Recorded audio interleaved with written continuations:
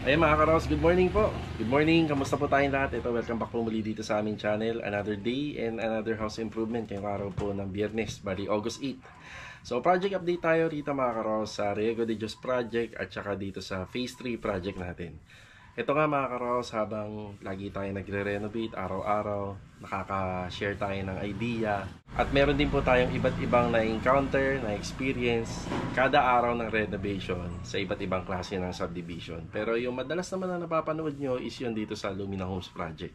Ayan mga karos, meron tayong laging sinishare dito sa video para yung mga nagbabalak kumuha sa subdivision, ready na rin sila, aware sila, at nagkakaroon sila ng idea kung paano yung diskarte na gagawin nila sa renovation. Dito sa Phase 3 project natin, meron tayong ginagawang isang inner na up and down. Isa tong Angelic na 36 square meter by 36 square meter lot area and floor area.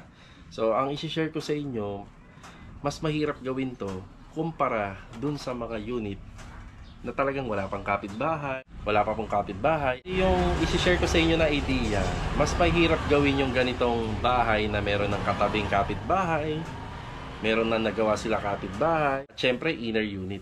Kumpara dito sa mga unit na kahit inner unit ay wala pang nagagawa na kahit ano. So bibigyan ko po kayo ng idea para kahit papano, para malalaman nyo kung ano yung mga nako-compromise sa project, kung ano yung nagiging incomplete at ano yung nakokompleto. Dito naman po sa Riego de Dios project mga Karaw House, meron na po tayong sliding door dito sa papasok ng dining area.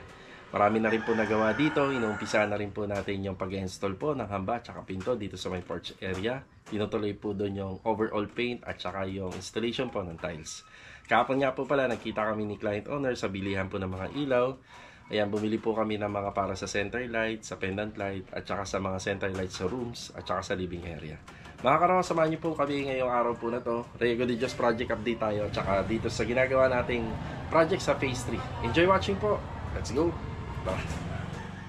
Okay mga karos, nandito tayo sa Phase 3 project. Ito yung bago natin project. Bali, good morning nga po pala kay Sir Joshua, sa client owner natin dito.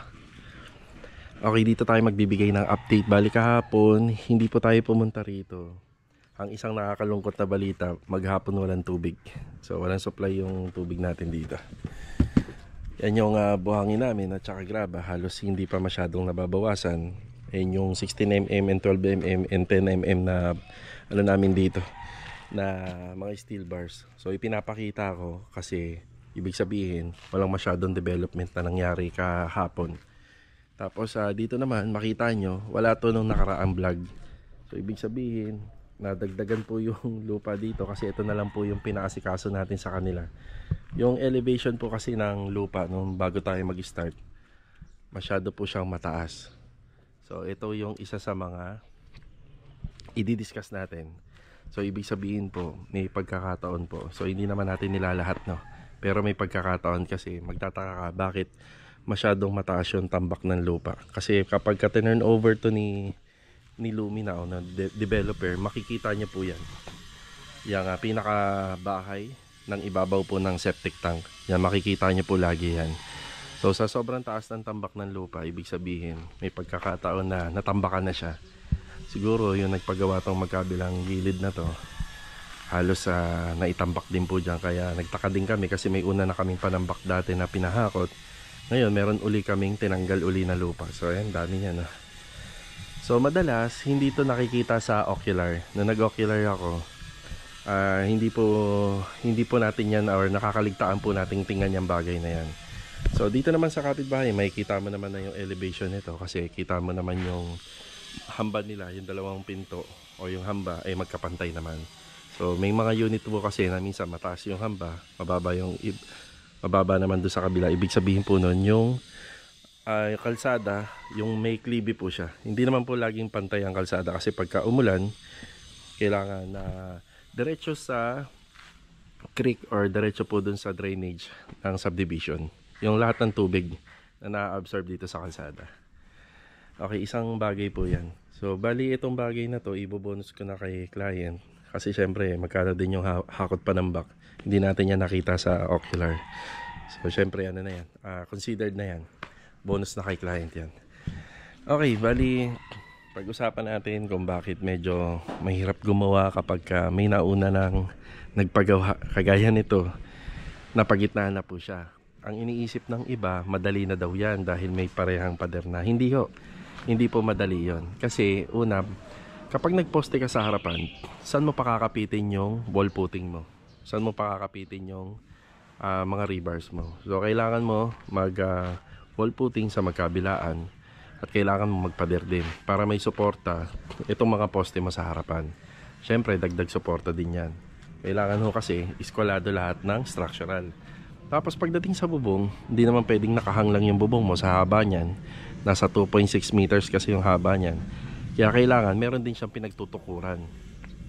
Tapos kapag naglagay ka ng gutter, kailangan may sarili kang firewall or dapat may sarili kang structural framing. So ito, bali nauna na yung magkapitbahay. Ang challenge sa amin ito, paano namin gagawin na maayos yung magiging roofing framing niya. Tataas ba kami, papantay kami, or bababa kami? Siyempre ang mako-compromise kasi dito, baka magkaroon po siya ng leak. Yan, baka magkaroon po siya ng tulo. So hindi naman po pantay yung elevation ng magkabilang roofing. Mas mababa to, mataas yun sa kabila. So pag gumawa tayo ng sariling roofing framing natin dyan, may sinusunod din po tayo na elevation nung sa plano. Mas maganda sana kung tataas kami para kahit papano makapag-install kami ng maayos ng flashing. Pag bumaba naman kami, so considered na yon na may tulo yung gawa. So isa yan sa mga challenge. Tapos dito naman po sa gilid, yung mga ganitong klaseng asintada, consider na walang plastering yung ano natin dyan, yung wall kasi nakadikit na sa kabilang side ng wall ng kapitbahay. Ganun din dito. Shoutout nga pala kay Muning Ming. Ayan. So ayan, di ba? Pero regarding naman sa floor area, sa finishing, sa pintura, lahat naman yan magagawa natin. Tapos dito pala, kasama na rin po sa contract namin yung ating polycarbonate. Sige. Tapos dito nga po pala sa sidings na to, syempre for privacy, maglalagay din po kami ng ano dyan, soleras para may framing tayo at mag-install tayo ng polycarbonate. So privacy na yan natin sa sa kapitbahay. Pwede tayong gumamit ng hard flex board yung kagaya na sa ginawa sa kabila. Yun nga lang, wala nang masyadong design. Kung ganun lang gagawin natin, sana itinuloy na natin to pataas. Tapos paggagawa tayo ng firewall. Ang problema lang po kasi bawal pa po yun. Sayang din kasi yung construction ba ni client owner, di ba? Nasa 50,000 din. Refundable naman yun as long as wala tayong violation. Sinunod mo yung standard height, sinunod mo yung design ng gate, sinunod mo yung ginamit na bubong, tapos sinunod mo yung color scheme. So mababawi mo siya. So sa bubong na gagamitin namin dito, isa PVC roofing. Yan. Maglalagay pa rin tayo ng polycarbonate. Yan talaga yung usapan namin dito. Tapos dito sa floor area, hindi naman apektado to sa magiging design kung bakit meron ka ng kapitbahay. So hindi naman siya apektado. Dito sa loob, hindi rin naman apektado. Yung sa extension niya, may malaki rin pong ano yan. May malaki rin pong ambag pag may kapitbahay ka na. So batiin muna natin mga kasama natin dito. Kuya Boy, good morning po. Good morning, boss. Kuya Doming, good morning. Plastic, good morning. Good morning. Yan, kasalukuyan po, break time ngayon. Mag 10 o'clock na. Okay, dito, kapag nauna na nagpagawa ng pader, may advantage din yan. Tapos may disadvantage din. Kasi yung ibang mga nagpapagawa, minsan lumalagpas eh. Lumalagpas sila. So dito naman, hindi. Hindi naman lagpas yung gawa. Tapos yun nga, hindi na malalagyan ng plastering kasi didikit na lang tayo. Bali magpo-focus na lang po tayo doon sa bandang ibabaw para hindi magkaroon ng leak and moisture. Tapos dito, malalagyan natin to ng plastering sa likod. Ang kagandahan lang din, kung sakaling may ganyan na, yung poste natin, medyo less na tayo sa mga pamorma kasi may sinasandalan na yung poste natin. Pero yun nga ang disadvantage kapag meron na nauna nagpagawa. Tapos hindi pa natin alam kung mas mataas or mas mababa yung ginawa po nilang extension. So ang technique lang namin dito, naglalagay kami ng sarili namin floor drainage, naglalagay kami ng sukalupaikot para may privacy na yung mismong flooring natin sa taas, di ba? Yun lang ang diskarte natin. Tapos isa pa, stock file. Dahil inner unit niya at may mga katabi na, hindi ho tayo makapaglagay ng mga ating materialis. Kung makikita nyo sa unang vlog namin, ipinasok na namin yung hollow blocks. Nilagay namin siya dito lahat sa gilid para kahit paano yung sa howling hindi na po mahirapan yung magtatrabaho dito sa likod. Tapos dito naman para medyo lumuwag-luwag pa po yung paglalagyan ng graba at buhangin. Buti na nga lang doon banda sa kabila ano pa siya, bakante pa. Pero imagine niyo kung hindi yan bakante, pinagsisiksikan po namin dito yung buhangin at saka yung graba. Yan, may hakot pa ng bakpa nga kami rito na bago. Sana mahakot ko yung araw. Kaya nga malaki yung pasasalamat namin di sa nakatira rito na pinayagan niya kaming maglagay ng buhangin at graba. So yun ang isa sa mga disadvantages din kapag meron ng magkatabi yung ginagawan mo. Pero kung bakante yung isa, yan, pwede pa tayong makiusap doon na doon natin ilalagay yung mga gamit muna natin pansamantala. Pareha na po silang may nakatira. Then ang isang disadvantage pa syempre sa construction, may ingay din, di ba? So syempre pwede rin tayo makaabala sa mga may bahay na nakatira. Isa din po 'yun. Bali common na po na-encounter namin, na-experience namin na meron po talagang minsan na aabala at na-istorbo. Pero syempre consider na 'yon dahil alam mo naman renovation, di ba? Yan po yung mga disadvantages at saka yung mga actual na na-encounter, na experience natin kapag nagpaparenovate tayo, meron ng katapatan na unit. Siyempre yung alikabok din, yung ingay, yan. So sa ngayon, tiis-tiis lang po muna. Kaya nga sabi ko nga sa inyo, swerte yung iba na nagpapagawa na wala pang halos katabing unit, nasa may corner area kagaya nito. Kung may budget kayo at bumisita kayo sa subdivision, syempre iilan lang naman yung may mga ganitong unit nasa end lot corner. Ganito na kunin nyo, no? Para maiwasan nyo na yung mga bagay na sinasabi ko. So conforme naman yan kasi meron talagang gustong mga buyer, kliyente na gustong kumuha na ng unit kagad na kahit ano pa yan kukunin nila, pagagandahin nila at para matira na. Pero kung may budget, kumuha ng single firewall, kagaya doon, single firewall, end lot corner, yan, malaki ang advantages niyan para mabawas-bawasan yung mga sakit sa ulo or yung experience na mga binanggit ko kanina. So dito naman, syempre, kapag kumuha kayo ng mga contractor, kontrata, manggagawa na kagaya namin, sila na ang tatanggap ng stress na mga binanggit ko kanina. Sila na ang gagawa ng paraan para hindi nyo na ma-encounter yung mga bagay na may encounter nila. Diba? Mabagal ang trabaho natin dito. Then hindi lang yon, syempre konting sacrifice. Isa sa kalaban namin dito yung tubig, diba? Kaya unti-unti lang. Sige kuya, putol.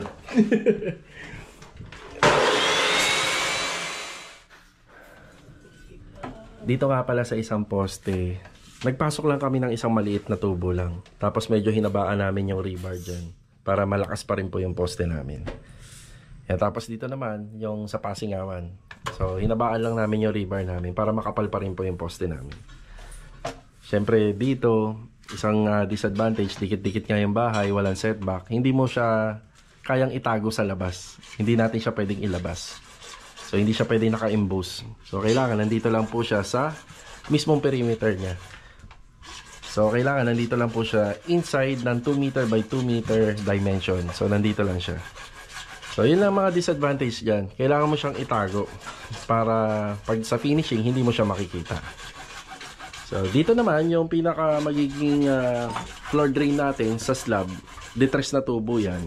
Hindi na natin yan kailangan ipasok dito kasi hina lang gusto yung poste na. So, ililis namin siya, mapupunta siya dito sa pader. Yan, ginagawa na po yan ni Kuya Boy. So, water line, naglagay pa rin po kami sa taas. Balang araw po kasi, mangangailangan ng tubig yan si client dyan. O at least, hindi na siya magagamit ng extension. Catch basin, ayan, nililipat namin yan. Nandito yan nung una.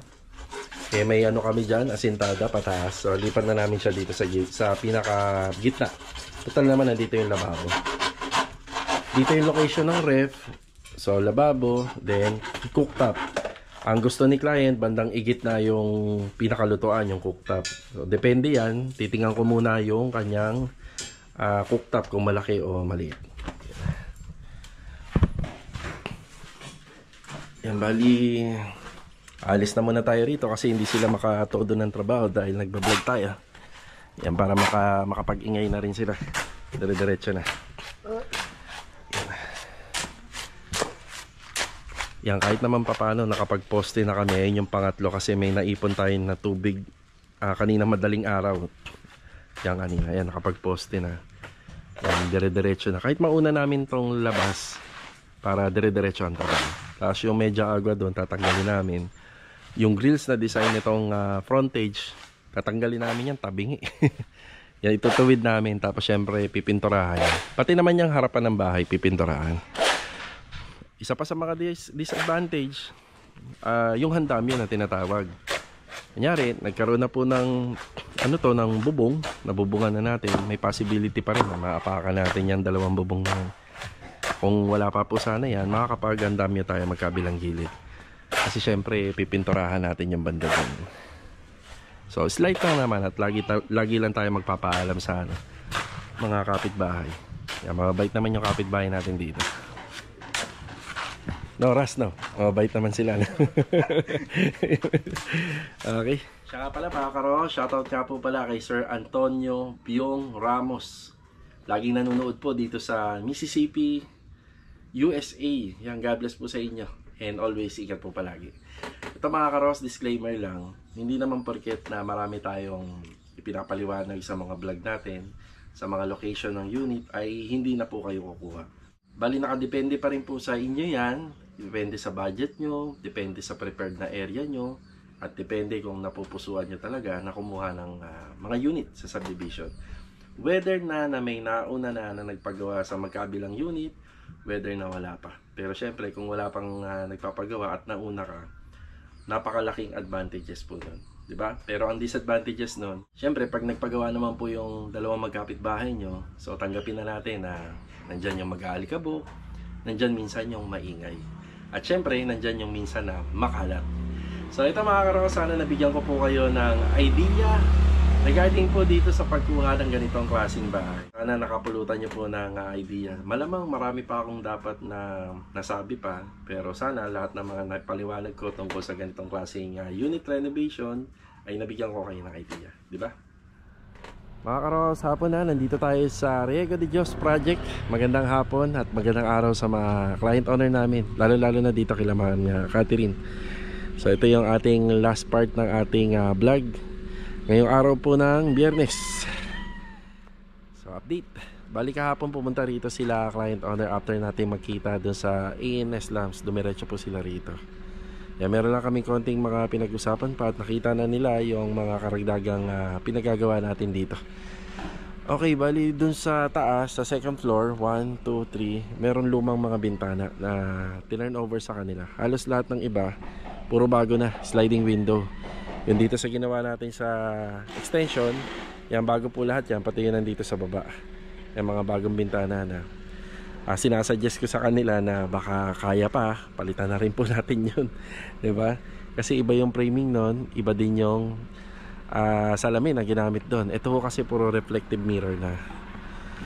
Yan, update tayo. Dito pinagpapatuloy yung overall paint preparation. Yan, tapos kay Master Jojo naman yung finishing carpentry, kay Bilog yung tiling works. Tapos dito discuss natin ng konti yung mga nagawa na. Si Master Jojo, good afternoon Master Jo.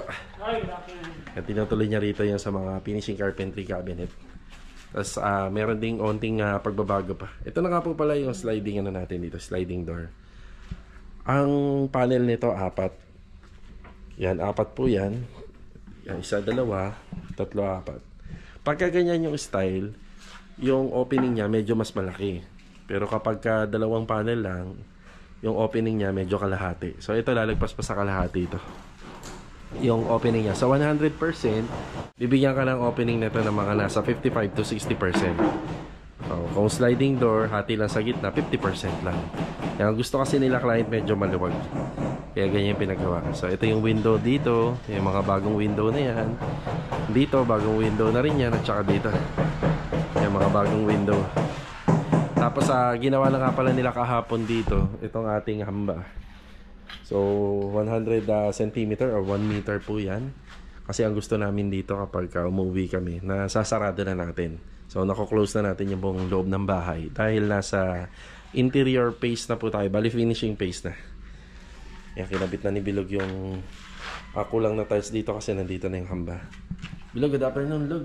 Good afternoon. Yan. Pwede na to, Log na? Bago kayo, sir? Dito tayo. Okay.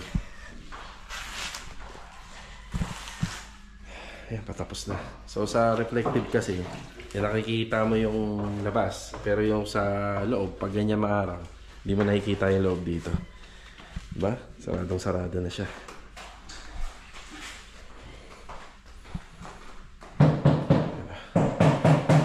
Tapos nagkabit na kami ng mga pailaw natin dito.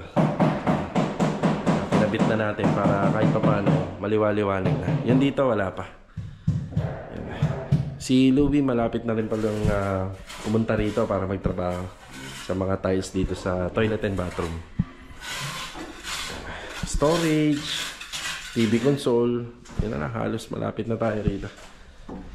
Tapos handrail, yan, yung gabay dito. Ay, maliwanag na rin.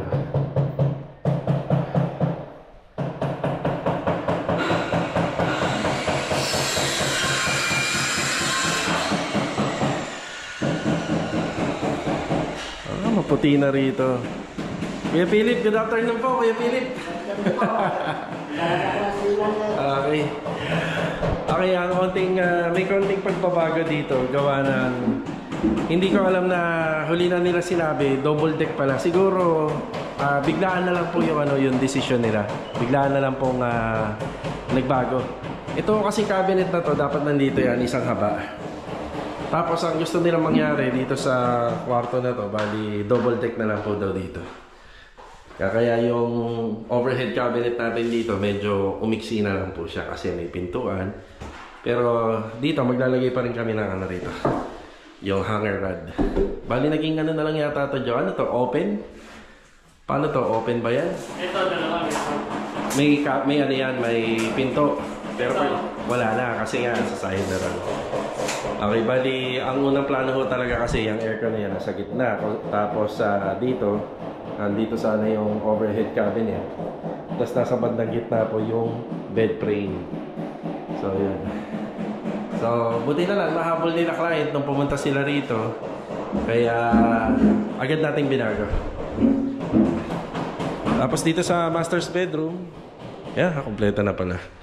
Yung cabinet natin. Yan, may cabinet tayo dyan. Yan, sa master's bedroom, ito. Halos nabuo na po natin yung master's bedroom. Sabi ko nga, baka mayroong mga wall accent na pwede nating ilagay dito. Mas maganda, di ba? Tapos dito naman po banda sa second room, yan, pinapatuloy nila rito yung loft. Yung pinaka-loft natin. So, ang makikita po natin doon is single bed dito sa ibabaw. Ang height nun is 130 cm. Meron siyang stairs na gawa sa tubular. Yung framing niya gawa sa tubular. Then may handrail.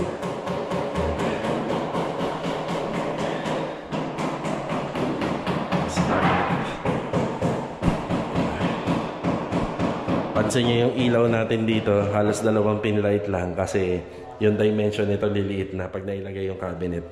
Maliwanag naman po yan. Tapos yung ilalim po ng gagawing loft ay maglalagay po tayo ng ano doon. Maglalagay po tayo ng ilaw. Yan, tapos yung cabinet na lang po dito.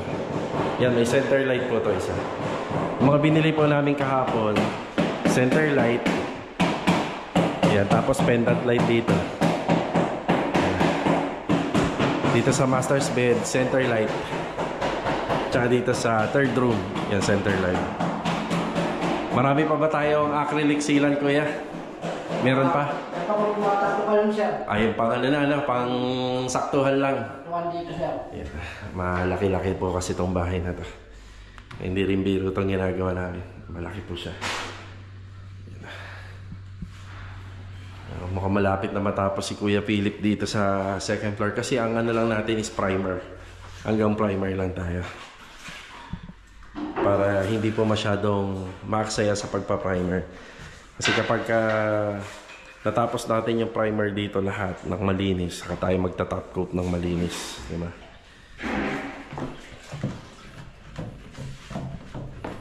Yung tiles, malapit na matapos yung tiles. Plywood. Yan, basta sinabi ko naman kay ma'am, alalay lang kami rito. Dahil may storage pa kami rito. May storage, tapos TV console. Pero bago gawin yung storage nito, ayusin muna natin yung footstep and riser. Kasi mababaga po yan. Dito tayo dadaan. Mahirap dumaan doon pumasok. Yan.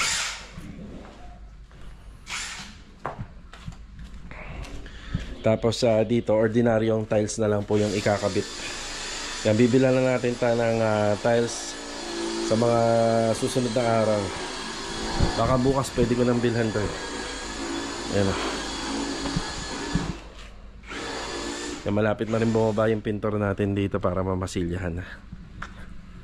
Yung mga pinangmasilya natin sa taas, patching compound and wall putty, na malamang magkukulang na kami dito. Pero may extra pa naman eh. Kaya may magagamit pa. Tapos sa color combination, may konting shade of white, more on gray. So pwede tayo mag seal gray or smoke gray. Feeling ko smoke gray kasi para hindi masyadong madark yung color. Pagdating sa mga poste, si seal gray natin. Then pagdating naman po sa mga cladding, i-smoke gray natin. Tapos yung mga tubulars, lahat yan, combination ng seal gray and smoke gray or tinge of gray. Yan.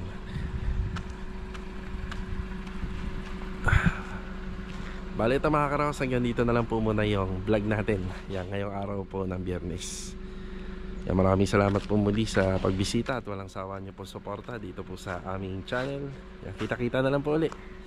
God bless po sa ating lahat. Ito, paalam po muna. Yan, malapit na rin malagyan ng tiles to. Banda rito. So ito na lang, at saka yung doon sa dulo. Alright, let's go. Tara.